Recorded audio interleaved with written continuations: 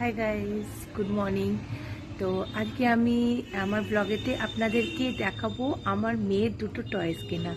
তো ওর বায়না হয়েছে, জিদ হয়েছে। তো 25 ডিসেম্বরেতে আমরা বেরিয়েছিলাম ঘুরতে, পার্ক স্ট্রিটে ঘুরতে। তো প্রথমে বললো কি, ওর খুব ইচ্ছে, বললো স্প্ল্যানেড যাবো, স্প্ল্যানেডে গিয়ে একটু কেনাকাটি করবো।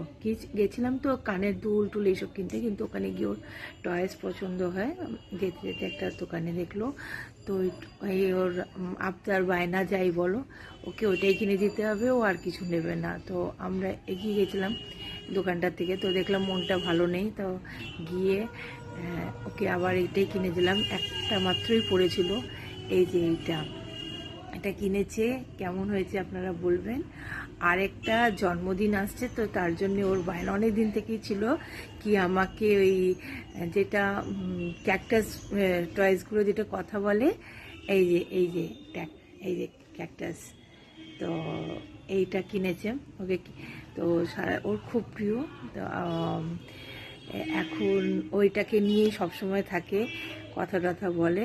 তো কেমন লাগলো আপনারা জানাবেন। তো এই এই যে কেমন লাগলো, বলছি থ্যাংক ইউ।